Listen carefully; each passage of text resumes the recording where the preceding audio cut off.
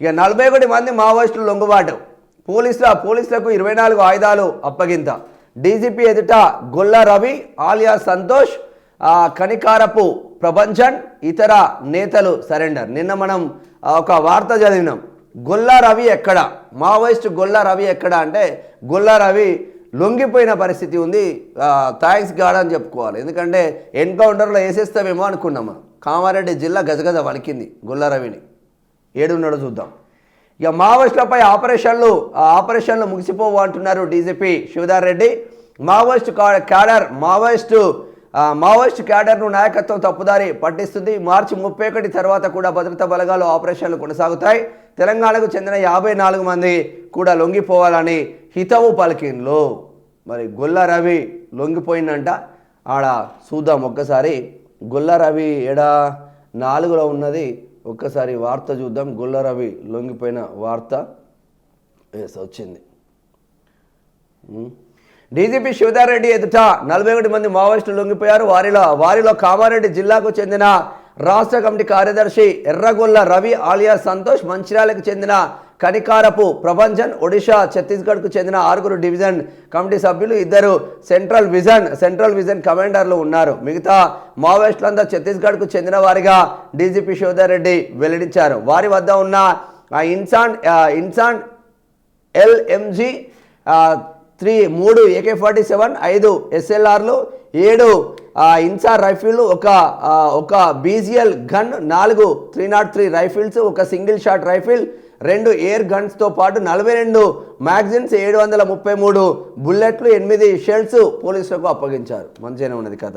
ఈ సందర్భంగా intelligence chief Vijay Kumar, additional DGP law and order Mahesh Bhagwat, SIB chief IG Sumathi, Asifabad ASP చిత్తరంజన్తో కలిసి డీజీపీ శివధర్ రెడ్డి శుక్రవారం వివరాలు వెల్లడించారు. మావోయిస్టుల ఏరివేతకు ఆపరేషన్ కొనసాగుతూనే ఉంటాయని తెలిపారు. మార్చి 31 తర్వాత భద్రతా బలగాలు ఆపరేషన్లు ముగిసిపోతాయని, మావోయిస్టు నాయకత్వం క్యాడర్ను తప్పుదారి పట్టిస్తుందని పేర్కొన్నారు. భద్రతా బలగాల నుంచి రక్షణ పొందేందుకు క్యాడర్ ఇష్టాలతో సంబంధం లేకుండా కొత్త ప్రాంతాలకు పంపుతున్నారని తెలిపారు. కింది స్థాయి నాయకులు చెప్తున్న సిద్ధాంతాలు, ఆచరించే విధానాలకు వాస్తవ పరిస్థితులకు పొంతన లేదన్నారు. నాయకత్వంపై నమ్మకం కోల్పోయిన క్యాడర్లో సిద్ధాంతపరమైన భేదాభిప్రాయాలు కూడా లొంగుబాట్లకు కారణమని వెల్లడించారు. ఆయుధాలు సరెండర్కు రివార్డులు కూడా ఇస్తున్నారంట. ఎవరెవరికి? మావోయిస్టులు అజ్ఞాతం వీడి జనజీవన స్రవంతిలోకి రావాలని సీఎం రేవంత్ రెడ్డి తెలంగాణ పోలీస్ శాఖ చేస్తున్న విజ్ఞప్తి మేరకు మావోయిస్టులు లొంగిపోతున్నట్లు డీజీపీ శివధర్ రెడ్డి తెలిపారు. లొంగిపోయిన మావోయిస్టుల నుంచి స్వాధీనం చేసుకున్న తుపాకులను వారు ఎక్కడి నుంచి దొంగిలించారో ఆయా రాష్ట్రాల పోలీసులకు సమాచారం ఇచ్చి అప్పగిస్తానని తెలిపారు. లొంగిపోయిన మావోయిస్టులపై 1,46,30,000 రివార్డులు ఉన్నదని, వారి పేర్లపై బ్యాంకు ఖాతాలు తెరిచి తర్వాత DD రూపంలో అందజేస్తామన్నారు. తక్షణ సాయం కింద 25,000 ఇస్తున్నామని చెప్పారు. స్వాధీనపరిచిన ఆయుధాన్ని బట్టి కేంద్ర హోం మంత్రిత్వ శాఖ అందజేసే నగదుతో పాటు పునరావాసం కింద వారికి ప్రభుత్వం నుంచి సాయం అందిస్తామని వెల్లడించారు. కొందరు అగ్రనాయకులు కూడా లొంగిపోయారన్నారు. ఏళ్ల తరబడి అజ్ఞాతంలో ఉన్న అగ్రనేతలు, సెంట్రల్ కమిటీ మెంబర్లు సహా 509 మంది మావోయిస్టులు ఇప్పటికే లొంగిపోయారని తెలిపారు. తెలంగాణకు చెందిన 54 మంది కూడా అజ్ఞాతం వీడి జనజీవన స్రవంతిలోకి రావాలని పిలుపునిచ్చారు. మిగిలింది ఇంకా తెలంగాణ నుంచి మావోయిజంలో పనిచేస్తున్న బిడ్డలు ఇంకా 54 మంది ఉన్నారు. దాంట్లో అగ్రనాయకులుగా ఉన్న జగన్ పేరిట మనకు లేఖలు వస్తూ ఉంటాయి. తిప్పిరి తిరుపతి, ఉమ్మడి కరీంనగర్ జిల్లా కోరుట్లకు చెందిన బిడ్డ, ఒక దళిత బిడ్డ అగ్రనాయకత్వం వహిస్తూ ఉన్నాడు. వాళ్ళు ఎవరెవరు చూద్దాం ఒకసారి. మిగిలింది 54 మంది మాత్రమే. మావోయిస్టు పార్టీలో తెలంగాణ ప్రాంతానికి చెందిన 54 మంది వివిధ రాష్ట్రాల్లో వివిధ హోదాలో పనిచేస్తున్నట్లు డీజీపీ శివధర్ రెడ్డి తెలిపారు. మావోయిస్టు కేంద్ర కమిటీలో ప్రస్తుతం 7 సభ్యులు ఉండగా వీరిలో 5 తెలంగాణకు చెందినవారని చెప్పారు. స్టేట్ కమిటీలో 8 మంది, డివిజన్ కమిటీ సభ్యులు 13 మంది, ఏరియా కమిటీ సభ్యులు 16 మంది సభ్యులు, ఏరియా కమిటీ సభ్యులు 16 మంది, సభ్యులు 12 మంది ఉన్నట్టు తెలిపారు. అలాగే తెలంగాణ రాష్ట్ర కమిటీలో మొత్తం 36 మంది, 36 మందిలో 6 తెలంగాణ వారుండగా 30 మంది ఇతర రాష్ట్రాల సభ్యులు ఉన్నట్లు చెప్పారు. మావోయిస్టు పార్టీలో పనిచేస్తున్న తెలంగాణ ప్రాంతానికి చెందిన వారంతా వీలైనంత త్వరగా లొంగిపోవాలని, రాష్ట్ర అభివృద్ధిలో భాగస్వాములు కావాలని డీజీపీ పిలుపునిచ్చారు. ఇక 6 సార్లు హైదరాబాద్ వచ్చిన ఉగ్రవాది సాజిద్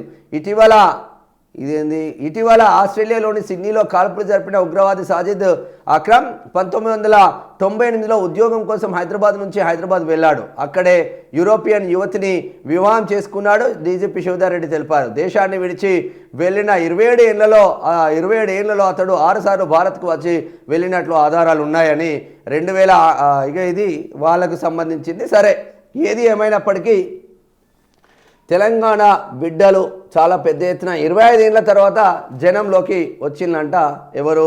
మన ఎర్రగొల్ల రవి. ఒకసారి చూద్దాం. అది ఇక లొంగిపోయిన మావోయిస్టుల నుంచి పోలీసులు స్వాధీనం చేసుకున్న ఆయుధాలను కూడా మనం చూస్తూ ఉన్నాం.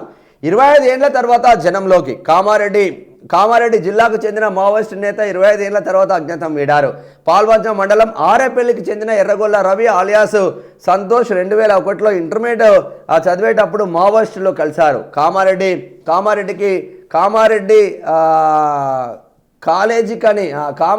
కాలేజీ కని ఇంట్లో చెప్పి వెళ్ళిన రవి పీపుల్స్ వార్లో చేరారు. అప్పటి నుంచి ఇప్పటి వరకు ఇంటి ముఖం చూడలేదు. వివిధ దళాల్లో పనిచేసి దండకారణ్యం తరలి వెళ్లారు. అప్పటి నుంచి ఇప్పటివరకు రవిని లొంగిపోవాలని పలుమార్లు తల్లిదండ్రులు విజ్ఞప్తి చేసిన ఆయన పార్టీని వీడలేదు. తల్లి భూమవ్వ కొంతకాలం క్రితం చనిపోయింది. అప్పటికైనా వస్తాడని ఎదురు చూసిన కుటుంబ సభ్యులకు నిరాశ ఎదురైంది. తాజాగా ఆయన ఆసిఫాబాద్ జిల్లా నుంచి తన సహచరులతో కలిసి బయటికి వచ్చారు. శుక్రవారం డీజీపీ ఎదుట రవి ఆలియాస్ సంతోష్ లొంగిపోయారు. ఇటీవల కామారెడ్డి మండలం ఇస్రోజివాడకు చెందిన లోకోటి రమేష్ జనగామ జిల్లా పోలీసుల ఎదుట లొంగిపోయిన్లు. మొత్తం మీద ఎర్రగొల్ల రవి లొంగిపోయిన్లు. ఎర్రగొల్ల రవి మాత్రం ఇక్కడ డీజీపీ శివధర్ రెడ్డి ముందు లొంగిపోయిన్లు. ఆసిఫాబాద్లో కలకలం సృష్టిస్తుంది. 14 మందిని మావోయిస్టులు అంటే సానుభూతి పరులను అరెస్ట్ చేసిందన్న చర్చ ఒక విధంగా సంచలనం సృష్టించింది. అదే ఆసిఫాబాద్లో లొంగిపోయిన పరిస్థితి మాత్రం ఉంది. ఎందుకు తెలంగాణనే ఎంచుకుంటున్నారంటే ఇటు మహారాష్ట్ర కానీ ఛత్తీస్గఢ్కు పోయినామనుకో ఎన్కౌంటర్లు అంటే లొంగిపోతున్నామని చెప్పి ముందుకు వెళ్ళిన హిడ్మాను వేసేసిన్లు. ఆంధ్రప్రదేశ్లో కానీ ఛత్తీస్గఢ్లో కానీ ఛత్తీస్గఢ్లో కూడా దొరికినట్టు వేసేస్తున్నారు. సో సేఫ్ అండ్ సెక్యూర్ అంతో ఇంతో ఇక్కడ కాంగ్రెస్ ప్రభుత్వం ఉంది కాబట్టి అంతో ఇంతో సేఫ్ అండ్ సెక్యూర్ అని తెలంగాణ రాష్ట్రాన్ని సంప్రదిస్తూ ఉన్నారు మావోయిస్టులు అన్న చర్చ జరుగుతూ ఉంది మావోయిజంలో. సో ఏది ఏమైనప్పటికీ మన దగ్గర ఎన్కౌంటర్ లేకుండా జనజీవన స్రవంతిలోకి కలవడానికి ఆస్కారం ఉంది.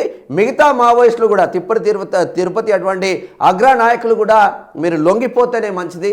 ఎందుకంటే పిట్టల్లా చచ్చిపోయే కన్నా కనీసం మీ చివరి గడియలన్నా ప్రశాంతంగా ప్రజా జీవితంలో గడిపితే ఇంకా బాగుంటుంది అన్నది మా పర్సనల్ అభిప్రాయం. సరే, మీ సిద్ధాంతాలు మీకుంటాయి. ఎందుకంటే ఒక్కసారి ఎర్ర జెండా పట్టి పేద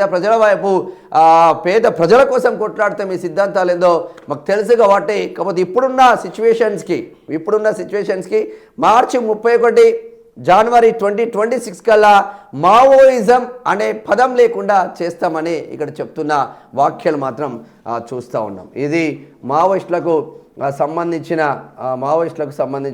ఇష్యూ. ఇక మరి గట్టిగానే ఉన్నాయి ఈసారి.